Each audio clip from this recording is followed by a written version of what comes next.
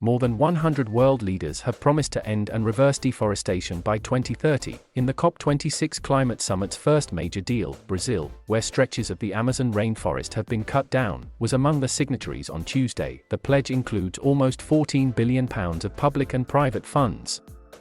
Experts welcomed the move, but warned a previous deal in 2014 had failed to slow deforestation at all, and commitments needed to be delivered on. Felling trees contributes to climate change because it depletes forests that absorb vast amounts of the warming gas CO2. UK Prime Minister Boris Johnson, who is hosting the global meeting in Glasgow, said more leaders than ever before, a total of 110, had made the landmark commitment.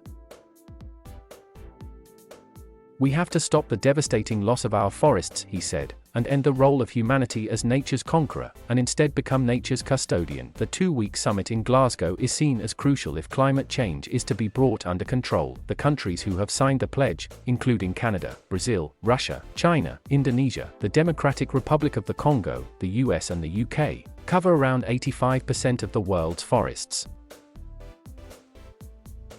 Some of the funding will go to developing countries to restore damaged land, tackle wildfires and support indigenous communities. Governments of 28 countries also committed to remove deforestation from the global trade of food and other agricultural products such as palm oil, soya and cocoa. These industries drive forest loss by cutting down trees to make space for animals to graze or crops to grow. More than 30 of the world's biggest financial companies, including Aviva, Schroders and AXA, have also promised to end investment in activities linked to deforestation. And a £1.1 billion fund will be established to protect the world's second largest tropical rainforest, in the Congo Basin. Professor Simon Lewis, an expert on climate and forests at University College London, said, "It is good news to have a political commitment to end deforestation from so many countries, and significant funding to move forward on that journey." There are reasons to be cheerful about the proposed plan to limit deforestation, specifically the scale of the funding, and the key countries that are supporting the pledge. It is also very positive that it will try to reinforce the role of indigenous people in protecting their trees. Studies have shown that protecting the rights of native communities is one of the best ways of saving forested lands. But there are significant challenges. Many previous plans haven't achieved their goals. In fact, deforestation has increased since a similar pledge was launched in 2014. There are often disputes between donors and recipients. Norway suspended funding for an Amazon fund in 2019 in an argument with Brazil's president. There are also major questions over how a major financial pledge could be effectively policed. How can funders verify that forests are actually being protected without spying from satellites or challenging national sovereignty in some way? And question marks also hang over a key plank of the new plan, which is to try to remove the link to deforestation from consumer goods sold in developed countries.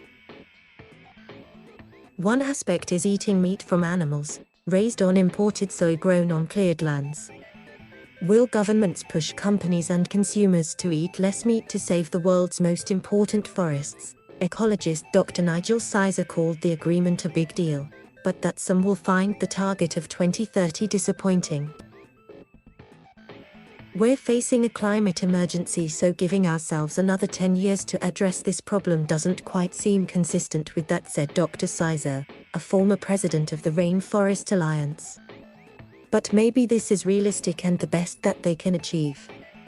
The deal signatories include a number of key countries. Indonesia is the world's largest exporter of palm oil, a product found in everything from shampoo to biscuits.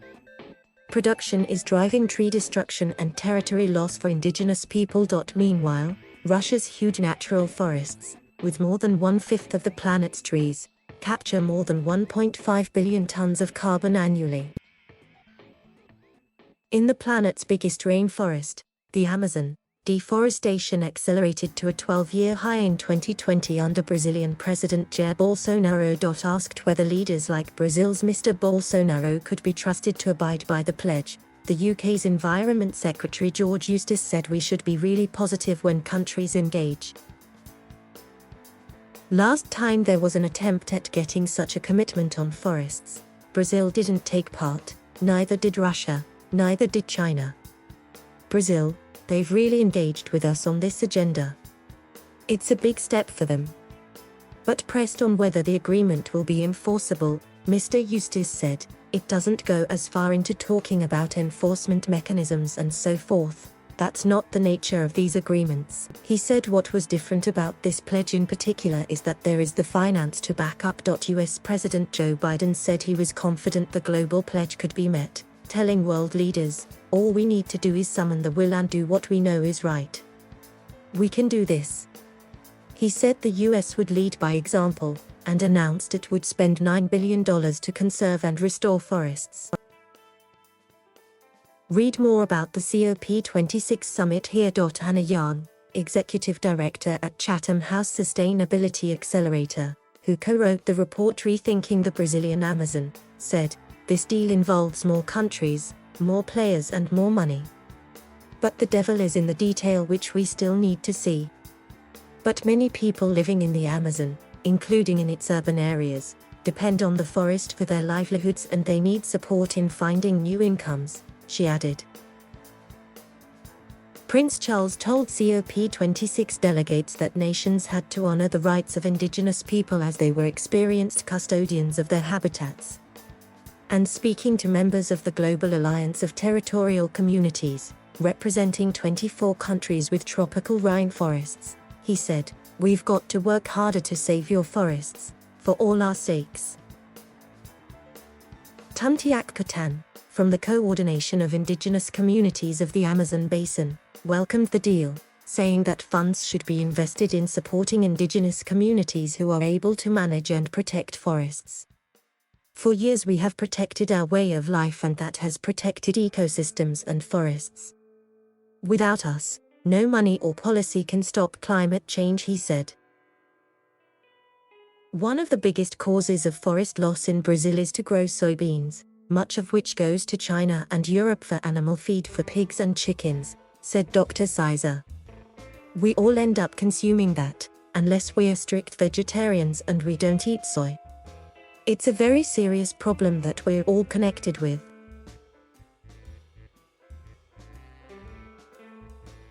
Thank you for watching. Please subscribe.